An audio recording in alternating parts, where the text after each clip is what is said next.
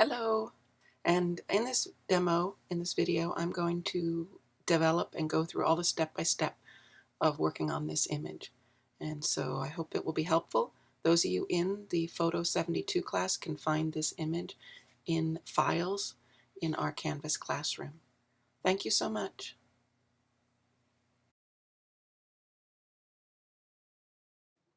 If we start out in Develop, what's the first thing we're going to do? What's the first thing you would probably think of? White balance. We could start at the top and start with white balance. What would be recommended, and it's kind of crazy that they put it at the bottom, but would be to do, if you can, the lens correction.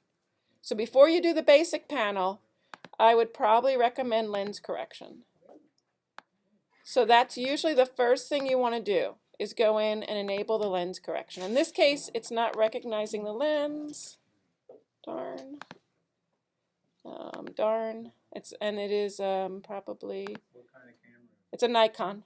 Sometimes if you put in the type of camera, then it figures it out. Yeah, it didn't that time. I got a Pentax. So this time, see, this time it knew. So I actually did choose it for that reason. So what I will say, I guess I did. So I know that this is a probably a 2870 or it's 28. You know, it was an older lens, and I actually and one of my Lightrooms I made a profile for it. I actually downloaded and made a profile, which you can read about. But I can use the 2470 because that's close enough. And if we turn that on and off, you can see just a little bit of correction. When we go to this one and we turn it off and on, look at the change.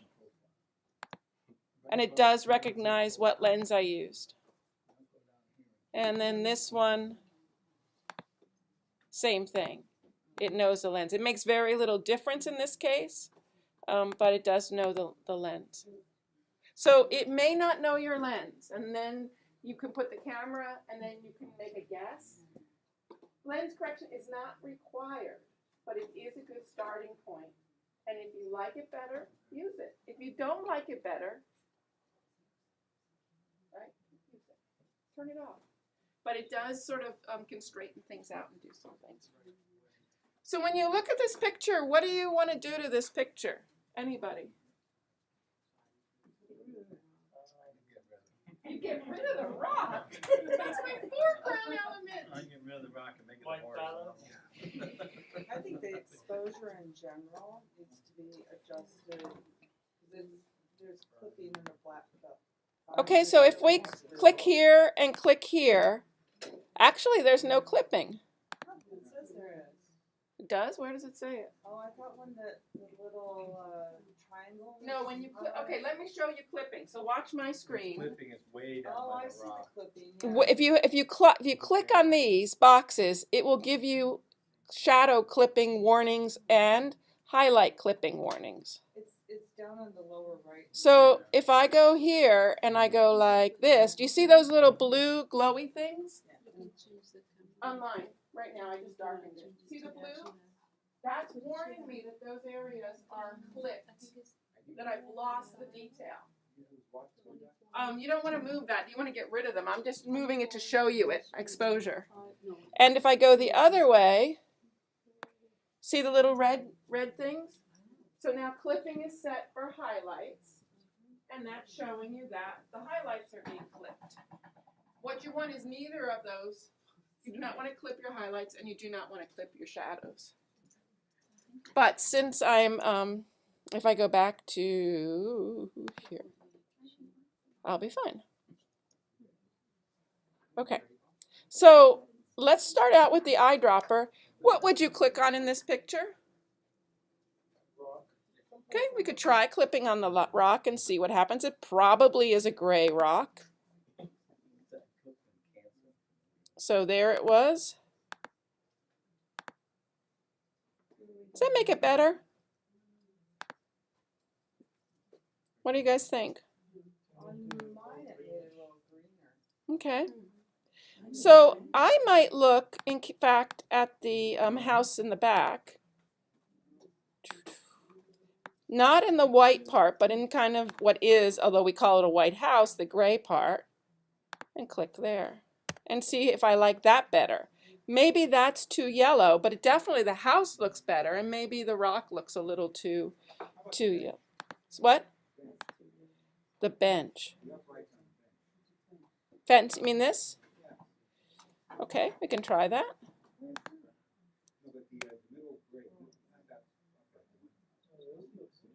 So you can try different areas. Remember that your white balance is a starting point. So what I might do is look at this, and you guys get to choose, because you can each do your own interpretation of this image, is that I'm going to choose to balance the house. I think I want the white house to be white, but I'm feeling like the rock in the foreground is just, even though it was kind of a golden day, a little bit too yellow. So I can take my graduated filter. That means it has a cap and gown. No. And I can pull that here, and I can just take out some of the yellow.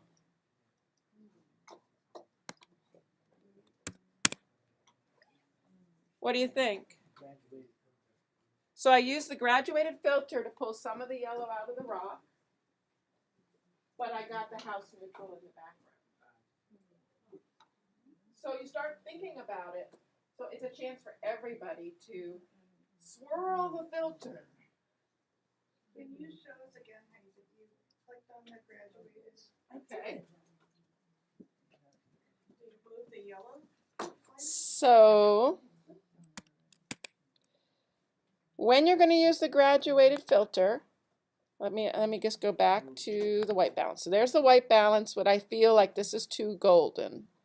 So I'm going to click on that filter, and I'm going to start where I want the effect to start and end, and then I want to make it wide enough that the effect is hidden. If I get too narrow, you might see a line where it is. So I can, I just want to pick an area, and what you'll see is that below the line will be totally affected because I started at the bottom and clicked up. In the middle is transitional, and then it's not at all.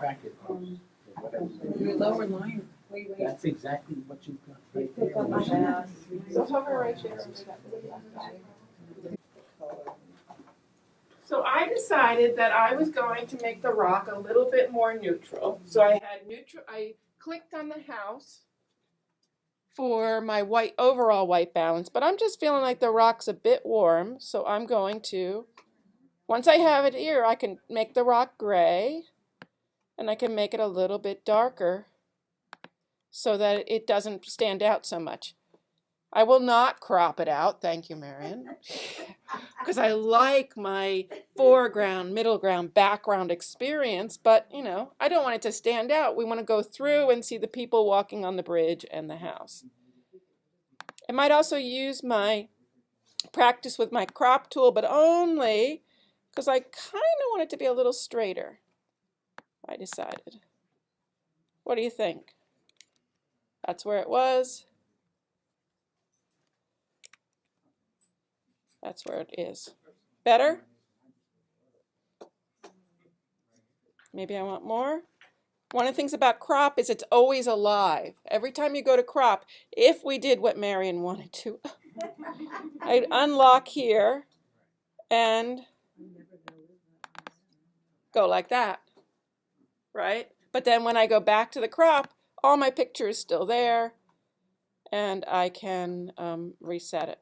If I want to change the, if I click an X, I could actually make it go from horizontal to vertical.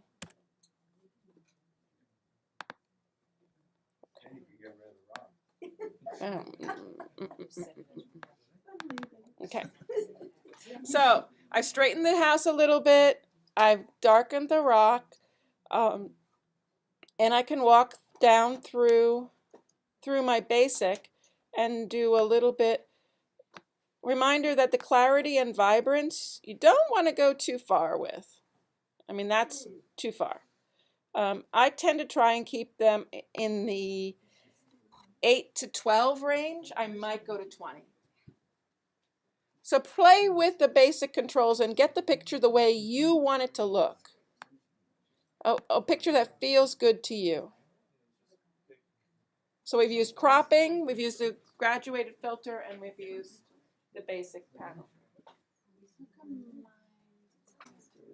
Remember, with development and organizing pictures, there isn't a right and a wrong answer. There are just lots of possibilities. Yeah, so the question was, so you can use the angle tool and decide to go like this to the house and straighten it that way, but then we lose the top of the house. That's not probably a good thing. Here, this is the lock and unlock. Can you guys see that? If this is locked, you won't be able to change the aspect ratio of the picture. So you have to unlock it to do that. You can do anything you want. You definitely don't have to follow me. So I'm going to escape.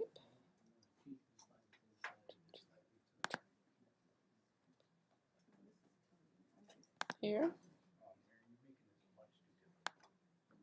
So I could decide, so you see my little arrows up on the right corner? I can decide how much I want to change it or not. And then I can go back. And then given that there's space, I can make it larger or smaller. Now notice that in this section of Lightroom, you cannot make up pixels. You are constrained by the actual image space. If you wanted to get bigger, you would have to use a different tool. Can anyone know what tool I might use if I wanted to actually straighten things, but and I wasn't worried about losing pixels? Having a white area? Okay. Let's try lens correction again. And go over to manual. Oh, what happened there? Something weird happened. And I could actually not constrain the crop. Can you guys see that? If I don't constrain the crop in this area, this manual area, and I wanted to straighten, I can rotate it in all different ways. But then I'll end up with what? This time I'll end up with white spaces, and my only option would be then probably to take it out to Photoshop to try and build more picture. Or I could click crop, constrain crop, and there it is. We definitely have a crooked house now, though. So let's go here. So this is where I'm going to start.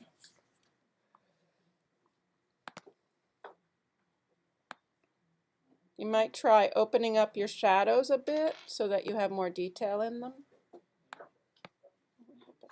A little bit of clarity, a little bit of... What are you guys thinking? Is this looking good? Questions about lenses? So you went to lens correction and did manual so that you could I adjust just the did image to show. without affecting pixels? Is that what? No, if I did it manually, I can do more changes. So the crop only does a crop, straightens it out. Right. The lens manual correction will let you actually move the picture, distort the picture, and do different things. If you're getting that, if you're going to do a slight change, I would use Lightroom. If you're going to do a great change, I would go to Photoshop. So it's to crop it. It's to crop it or change it for straighten it, or when you're looking up at a building, it's to square it up, Yeah. things like that. I have a quick question. I accidentally closed the basic panel. Okay. How do I get it back? So control click on any one of the panels. No, next, little further over to the left. Yeah. No, not that far over to the left. There? In the middle. Stop now. Click. Ah. Click on it and then bring it back. Thank you. Control. So the question was, oh, it's going around. Thank you. If you control click, you can turn off any of your panels that you don't want to see. And if you turn it off and it goes away, the only way to bring it back is to control click and then bring it back. So these are all very, on both sides.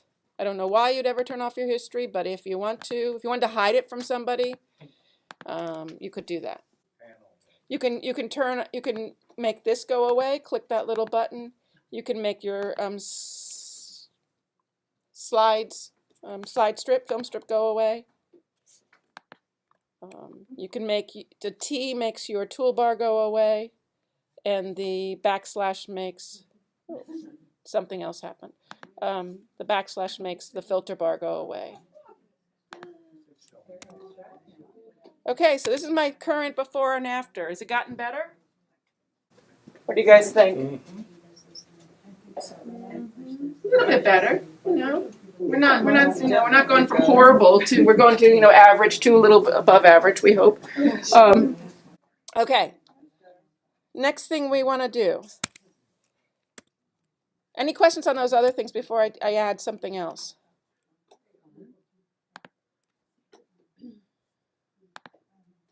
So I'm finding this stuff on the edge a little annoying.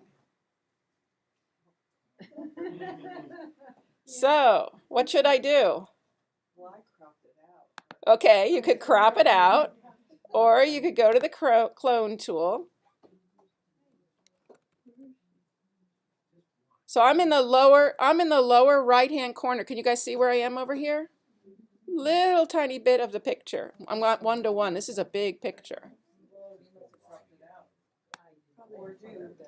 And I'm going to paint over it.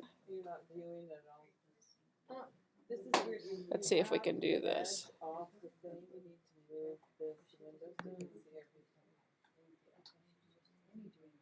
What do you think?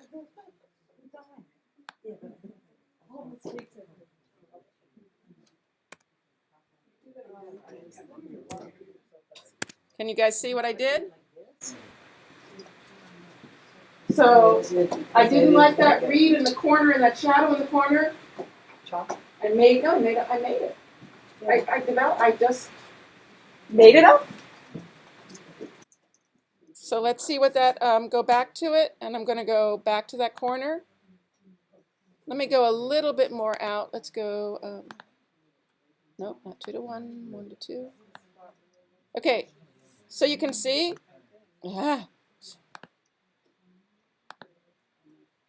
so in this corner, there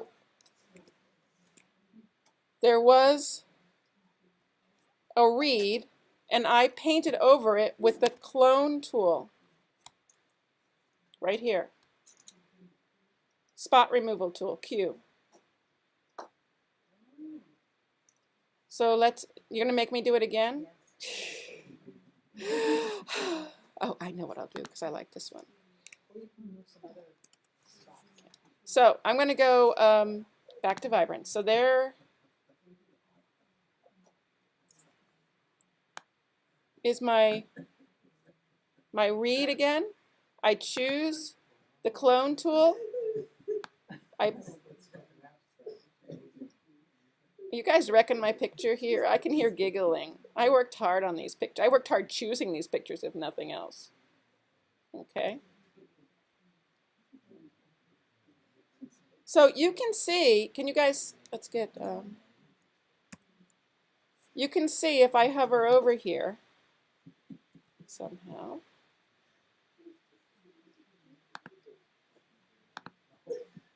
Can you see the painted little white lines I painted? So there. So this one is where I was painting, and this one, I can actually move it, is where it's taking data from. So you get up with two clouds that I painted. One that's going to cover, and one that's going to be the cover. Is this making sense? Okay, I can't tell. And Lightroom is really good at deciding where to grab its data from, except when it's not. I mean, like, I've done it where it's like, it's seamless. You say, how did it know where to go? It's gorgeous. And then the next time it's like, how could it have taken a chunk out of the middle of someone's face? You know, it's like, oh my God. But you can see I made that reed go away. And okay. Is that better? Isn't that lovely? I feel like I'm on TV or something. I'm on one of those sales channels. Look at how I can clean the kitchen floor. I just saw what's that? Like this is what I was getting rid of. And so then I just clicked on this and dragged it over it. We did something like this in Photoshop. So that your mark was drawing. And then it shows a spot and I hit return. And then as it works, it got rid of it. Okay, you have two choices in the top: clone and heal. Yeah, so Clone is I going to make a actually, copy of something and totally blend it. Heal will try to use the colors that are already there. Heal will sometimes be really good for skin, which we'll use in the portrait. Cloning tends to be better with stuff like gunks of rock that you're really going to making something disappear. Clone will make something disappear. Heal will blend something. Okay?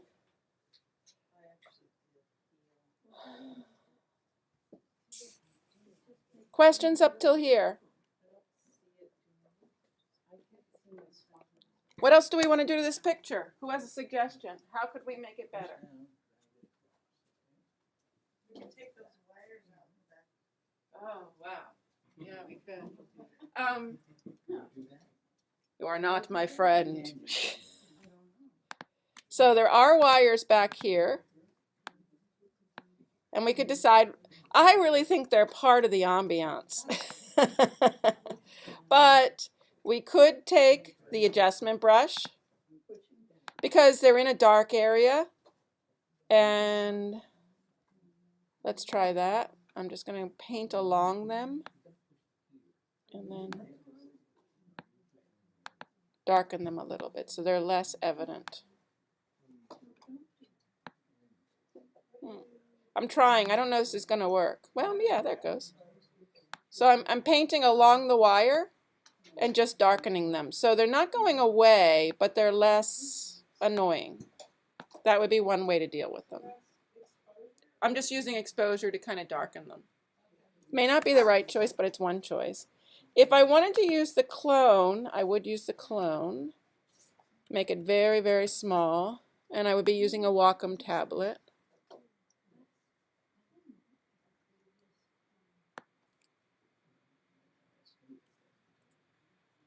What do you think? Okay. So in your spare time, you can slowly replace each of the wires with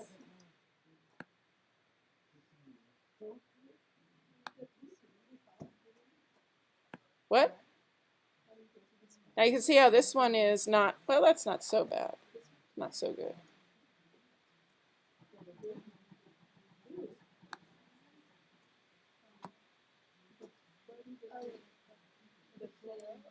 Okay. Zoom.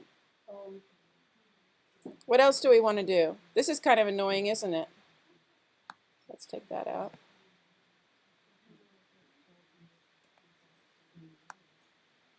I'm holding the space key so I can get the hand to move it. We can erase the people on the bridge. Now, this is where we get into the philosophical discussion of why do we have Photoshop. And I would say at this point I have personally done as much cloning as I plan to without just pulling this thing into Photoshop and doing it there.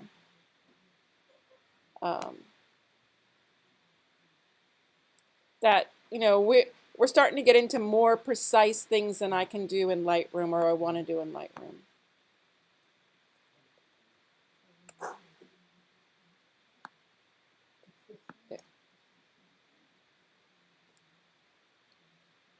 But could we get rid of the people? It wouldn't be that hard.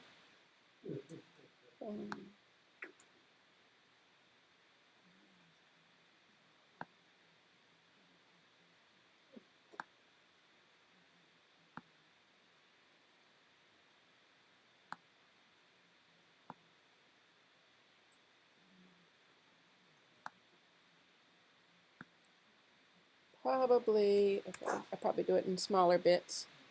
So let's just get rid of their waist.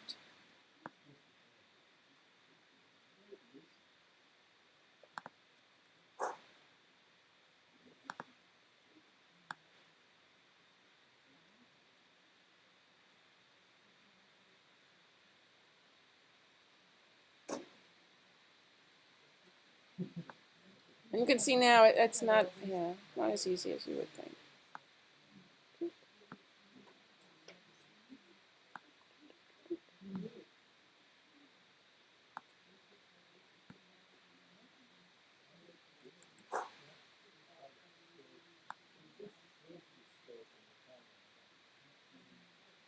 So the question of can you get rid of the people? Answer is probably no.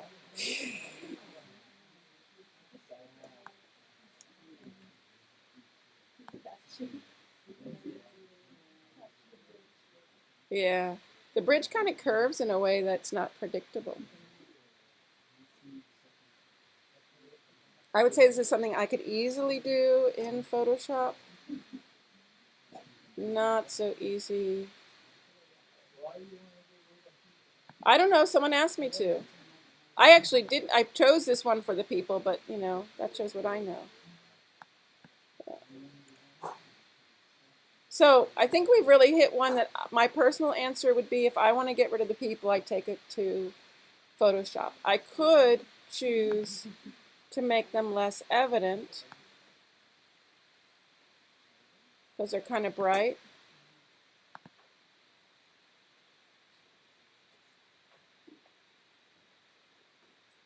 Make them just a little bit darker so they don't stand out so much. Then. Okay. What other things could, so we like it like this pretty much? The car. What car? You put a car in?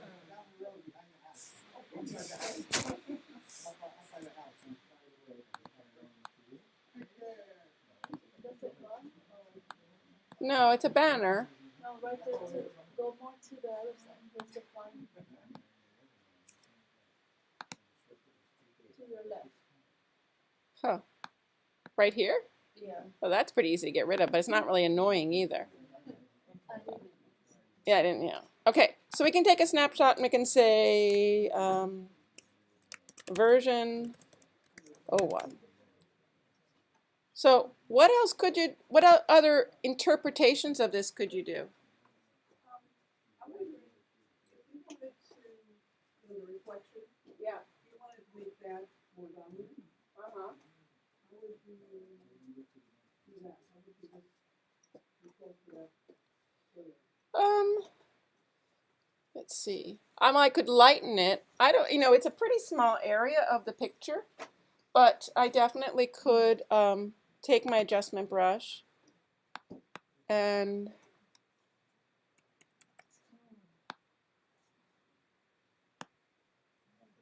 lighten it up a bit and give it more clarity and more sharpness.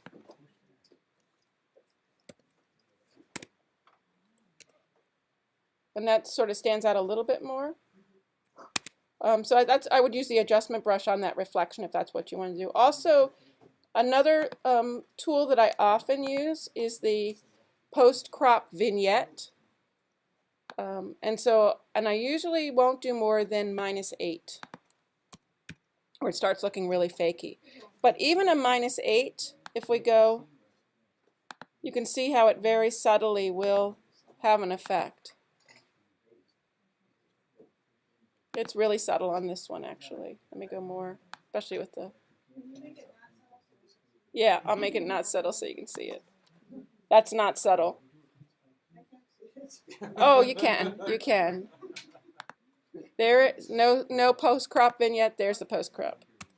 Right? None. Way too much. The thing about a post-crop vignette that's pretty cool is if you now came in and decided to make it not have the rock,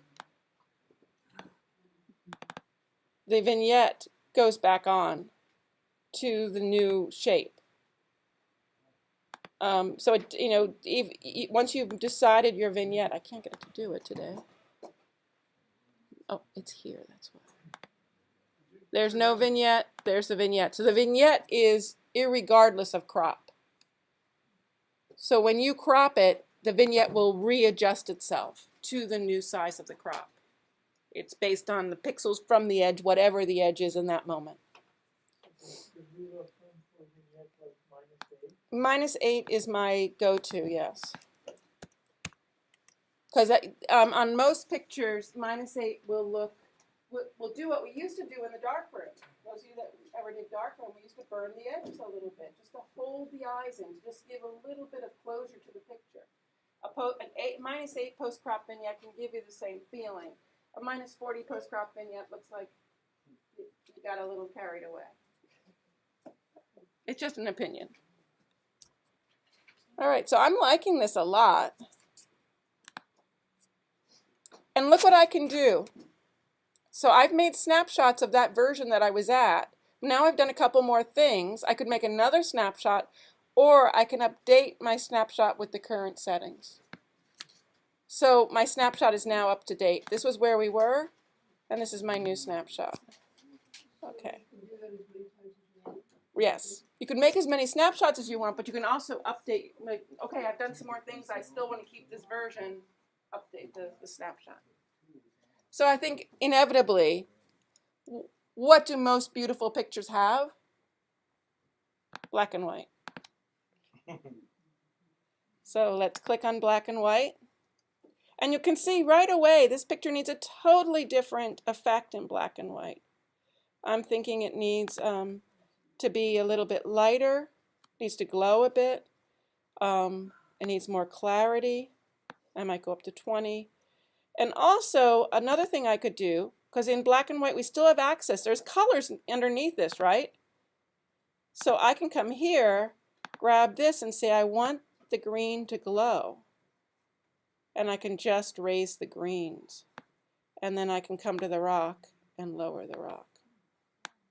So I can split off what, and now the reflection that you wanted to come out has really come out a great deal more. Very different effect, for better or worse. Yeah? You selectively did something to the rock separate from... The only thing I did to the rock was that the rock has a graduated filter on it. And if you see when I come over here, let me see, where is it? It's hiding. There's a little dot here somewhere. There, see, it's hiding. So, so now that's still there. If I wanted to darken the rock, I can do that. I can, you know, so it's there. And look at how the house really stands out now. I use the adjustment brush on the reflection and lighten just the reflection. In black and white, it's just the nature of the fact that now all that green distraction is gone. Going into the HSL section and unsaturating everything, then bringing back colors from black and white. There's a couple different ways to do your black and whites. And he has actually a really elaborate way in the book that I have not used. I go to black and white from either the basic panel or from directly from the HSL panel. And so what happens is there's an auto mix that you then can adjust.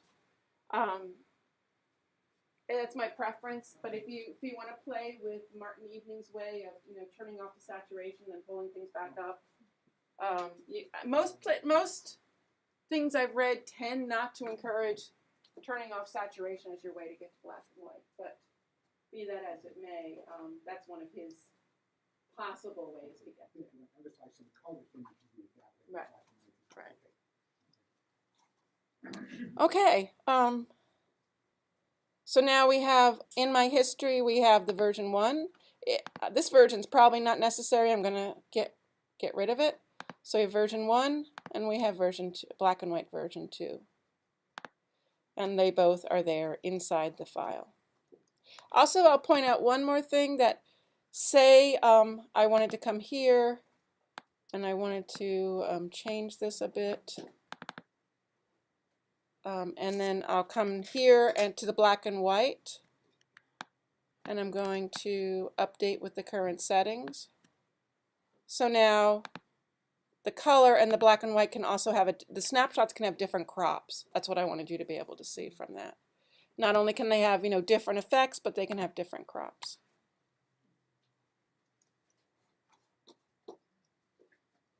Yes.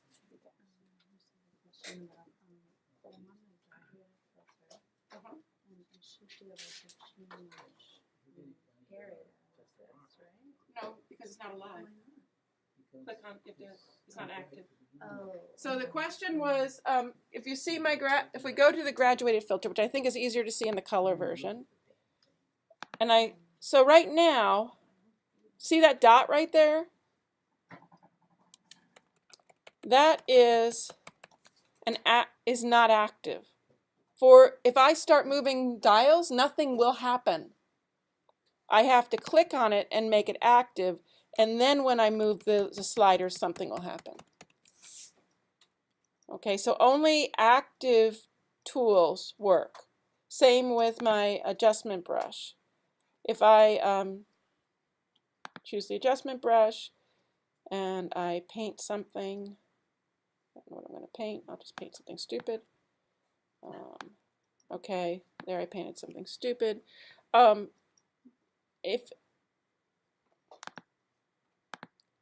I see the pin, if the pin is active, then it will be affected by what I'm doing.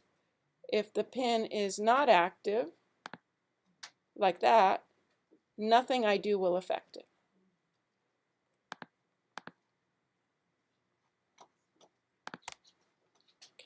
A question about the gradient filter Uh-huh. is whenever I go to use it, it's set with the exposure really down. How do I change the default? Okay, when you choose these tools, they will go to a default. You can reset them.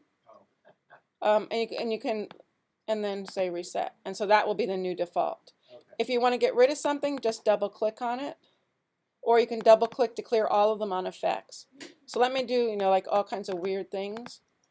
So if I say reset and then close this, the next time I choose that filter, those settings are stuck.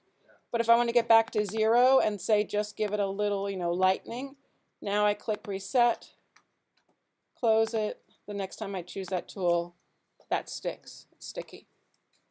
So the way you like to have it set, you can have it set that way. Reset the whole thing, just reset those settings. The reset's almost like a lock-in of that settings. If you want to reset it to 0, you double click effect. But if you want to, so if every time you open this tool, you want it to go to 1 lighter, right? That's what you want it to do every time, and then you'll change them afterwards. Just click reset, and then every time you open that tool, it will come to 1. Can you go to black and white and then under tone curve? Okay. Tone curve.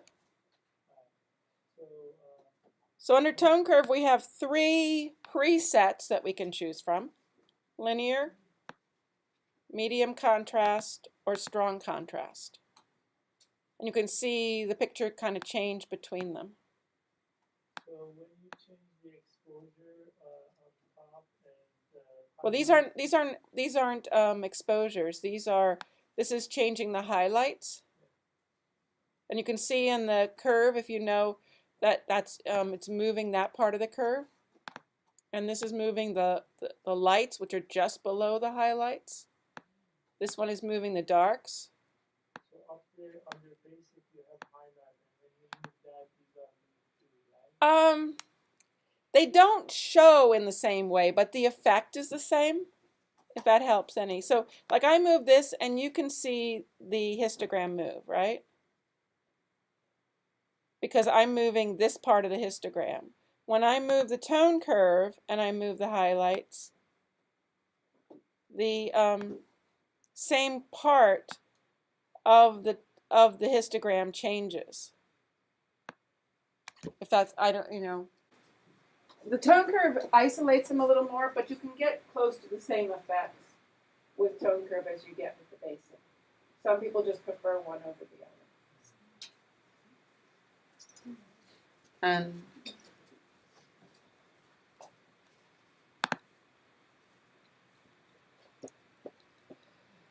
so I hope that was helpful.